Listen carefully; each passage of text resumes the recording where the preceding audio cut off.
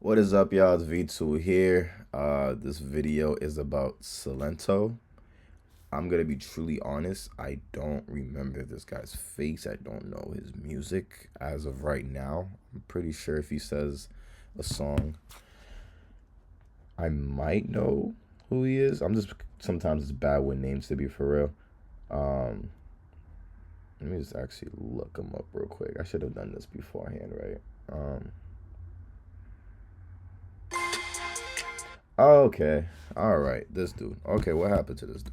Now, over 10 years ago, back in 2015, And that was not trying to be disrespectful, but I don't remember him. there was a 17-year-old But kid from Atlanta who made the I entire world obviously dance with know a song called Watch Me Whip Whip. and Nene. It was independently uploaded to the internet, and within months, it became one of the fastest growing viral records of the decade. It was everywhere, on Facebook, YouTube, Vine, which was basically the original TikTok before TikTok even existed. You name it. You simply couldn't escape it. Silentó was everywhere. However, just a few years later, that same teenage viral star, the kid who had the whole internet dancing, would find himself in a place nobody could have ever predicted, behind bars, charged with murdering his own cousin. What Oh, really happened to Silentó, and how does someone go from being the soundtrack to millions of childhood memories to one of the darkest headlines of the decade? Let's dive into the history together, starting with the night that changed everything. did he say where he's from? I didn't even catch that. On January 21st, 2021, at around 3:30 in the morning, officers were called to Deep Shoal Circle in DeKalb County, Georgia. According to the police report, a man called 911 after his daughter, who lived nearby, said she heard gunshots and saw a body lying in the street. When officers arrived, they found a man in his 30s, dead in the road with multiple gunshot wounds. He was later identified as 34-year-old Frederick Rooks, who had been shot in the face and leg and was pronounced dead at the scene. Detectives found 10 shell casings scattered near his body. At that point, there was no suspect, no motive, nothing. Just a body in the middle of the street and the echo of gunfire caught on nearby home surveillance cameras. Police canvassed the neighborhood and obtained ring video footage from several homes. The video showed a white BMW SUV speeding away from the area shortly after the shots were fired. Investigators kept digging, and just 10 days later, they closed in on somebody nobody expected. Ricky Hawk, better known to the world as Silentó. According to Silentó, my fault. police, Silentó confessed roughly 10 days after his arrest. Ballistics testing later confirmed that the shell casings found at the scene matched a gun in his possession when he was taken into custody. Damn. The DeKalb County Police Department said in a statement, after a thorough investigation, detectives identified Hawk as Rook's cousin and the person responsible for Rook's murder. Investigators are still working to uncover the motive for That's sad, man. Your own cousin. the shooting. On February 1st, 2021, Silentó was arrested and booked into the DeKalb County Oh, this is him. I be seeing this picture, but I don't even know. Like, that was some random mugshot of a nigga, bro. Niggas just use it because they just want to use it. jail and charged You know how niggas be, bro. with murder. Court records listed multiple warrants and felony counts, including malice murder and aggravated assault, all tied to the January 21st murder. Did he have gang shit in his music, bro? Thought he was making some cool little bops, bro. The story made national headlines, and the question quickly went to why? How did the same person behind one of the most joyful viral moments of the 2010s end up here? Now, years before this tragedy even happened, Bro, this is wild. This is white boy again, and dog. Silentó was already battling a long list of That personal stinky and leg, mental health crazy. struggles. Back in 2020, his career had taken a sharp turn, and so had his behavior. That year alone, he was arrested twice in the span of just 2 days in Los Angeles and Orange County. Oh, wow. According to police, he was first arrested in Santa Ana after a domestic disturbance involving his girlfriend. He was booked and released on a charge of inflicting corporal injury on a cohabitant. But just 1 day later, things got even more alarming. More? Silentó reportedly went to a random home in Valley Village while wielding a hatchet looking for his girlfriend. He entered the stranger's home while a family and their children were inside. Thankfully, no one was hurt, but the incident left everyone My brother, you can't be doing this, bro. This dude's lashing out. shaken. He was arrested by Los Angeles police officers a block away and charged with 2 counts of assault with a deadly weapon. Silentó, who once went viral in 2015 with Watch Me Whip, Watch Me Nene, seemed to be spiraling mentally and emotionally. What started as a story about a teenage dance sensation was slowly turning into a cautionary tale. By late 2020, his behavior had become Wow. increasingly erratic. In October of that year, just weeks after his previous arrest, Does he do drug? Man, let me not be rude. he was pulled over in Atlanta after being clocked driving 143 miles per hour in a 65 zone. For my international viewers, How old is that's he? over 230 kilometers an hour, more than double the legal limit. According to the police report, when officers stopped him, he explained that he was speeding because people were following him everywhere he went. Only 27 years old, bro. Oh, he does said 27. I just thought that was like in the past. Damn. He said he had just left a club and was trying to get away. Silentó was taken into the DeKalb County Jail and charged with reckless driving, speeding, failure to maintain a lane, and improper stopping. Body cam footage later released from that night shows him calm at first, but clearly paranoid, repeating that people were watching and following him. Why are you doing 143? Because I'm coming from Gwinnett and people be following me. You're doing 143 miles per hour? Because people be following me everywhere I go. Okay, and so I can vouch for So you gotta go 143 miles per hour. I just got a $300 ticket in Connecticut. I stay in Mass, but a $300 ticket for driving 87 miles per hour.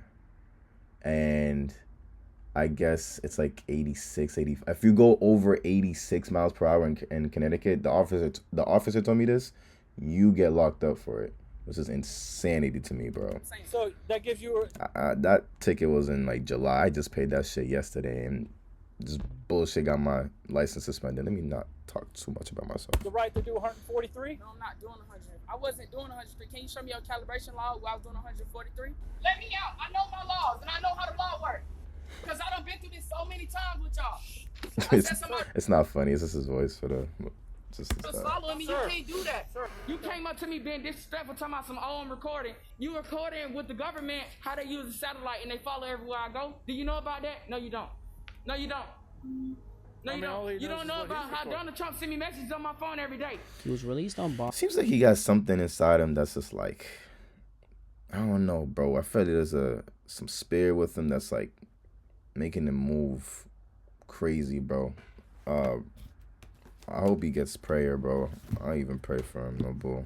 Shortly after, but by this point it was obvious something was seriously wrong. His run-ins with the law were starting to look less like isolated incidents and more like signs of deeper mental struggle. Yeah, About a year and a bro. half before all this, Silentó had opened up publicly about his mental health spiraling out of control. Men's mental health is so important, y'all. In 2019, he appeared on The Doctors and talked about his lifelong struggle with mental health. He revealed that when he was born, there were drugs in his system, marijuana, cocaine, heroin, pills, and that he grew up surrounded by violence and trauma. He said he grew up watching family members fight, talk to walls, and even try to kill each other. Silentó also stated that he'd battled depression since childhood, was given ADHD and sleeping pills as a kid, and that things only got worse when he became famous. Pressure doesn't leave you when you become famous, he said on the show. It just adds more pressure. And while everybody's looking at you, they're also judging you.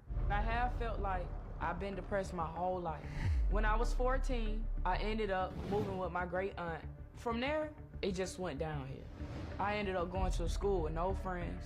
I almost got into 5 fights the first week. I was given ADHD for meds, sleeping pills. This boy was going through it, man. I ain't gonna hold. I was getting skinny. I was getting stressed. After his 2021 arrest, his publicist confirmed that his struggles had been ongoing. She told XXL that Silentó had tried to unalive himself during the pandemic and that many of his outbursts came during bipolar episodes. She said people cared when he ran into the house, but they didn't know he was mentally breaking down. No one knew what he was going through. The statement wasn't made to excuse what happened, but to Let this be a sign to check on your friends, bro, for real. Like really have like real conversations to see how they doing. humanize Silentó. His team described him as a beautiful soul who'd been suffering for years. Now, Silentó's mental health was a big consideration in the case. Since he had a long, documented history of psychological struggles, it was something the defense emphasized heavily during court, and ultimately, it played a role in how his sentence was determined. No motive was ever shared. The DA's office laid out what they could, but what actually happened between the two cousins that morning still isn't something the public's been told. What we do know is this. Frederick Rooks was picked up by Silentó from a friend's home earlier that night. The white BMW SUV was seen on camera around 2:45 a.m., and GPS data placed the same vehicle at the scene of the murder. Officers arrived about an hour later, just after 3:30 a.m., to an intersection in the Panthersville area of DeKalb County, where they found Silentó's cousin with multiple GSWs, gunshot wounds, and what happened after that is exactly what we know. By mid-2025, the case finally reached its conclusion. On June 11th, 2025, Ricky Lamar Hawk, known to the world as Silentó, pleaded guilty. but mentally ill to voluntary manslaughter, aggravated assault, possession of a firearm during the commission of a crime. In court, prosecutors said the evidence was overwhelming. Ballistic testing confirmed that the shell casings found near his cousin's body matched a gun Silentó had when he was arrested. I wonder why he did it. I mean, he said he seen family trying to kill each other, so who knows, man. And during questioning, Silentó admitted to firing the shots himself. The judge accepted a plea deal that Silentó struck and sentenced him to 30 years in prison, giving him credit for the 4 years he'd already spent in custody awaiting trial. According to the DeKalb County District Attorney's Office, Silentó had picked up his cousin from a friend's home earlier that night. Just an hour later, surveillance footage showed the BMW speeding away from Deep Shoal Circle moments before officers arrived to find his body dead in the street. The original malice murder charge from his indictment was reduced as part of the plea deal. Prosecutors also dropped one felony murder count after his defense team entered a guilty but mentally ill plea, a legal acknowledgement that, although he was suffering from mental illness, he still understood his actions. And his attorney, Keith Adams, told Billboard this was the first time since his arrest that Silentó was fully aware of what had happened. He'd been dealing with mental illness since the age of 12, his lawyer said. It's unfortunate that it ended that way, but we think the outcome is appropriate and we look forward to continued improvement in his mental health. It was a tragic ending. I don't know how you're going to do that when you locked up, but it's one of the most viral stories of the 2010s. A young artist who once made the world dance, now serving 3 decades in prison for taking the life of his own cousin. Silentó's decline in mental health, like he once admitted himself, was amplified by fame. He blew up at just 17 years old. Overnight, he had money and a lifestyle most young people never experience. But he also had demons he'd been fighting since childhood, and that kind of... It's so sad because, like, he was there. Like, he was up there, bro. And, like, it's probably really complicated to, like, balance the fame and you got all this mental stuff going on, bro. Like, it sucks, bro. I really wish that, like, you know, being big off music, he would use it as like therapy to get through it. But, you know, there's probably a lot of things in terms of just like touring, interviews, and all this other stuff. And it's a lot, I bet. So yeah. Fame only made them louder. Even after everything that's come out in court, what exactly happened that night has never really been revealed. And why he did it.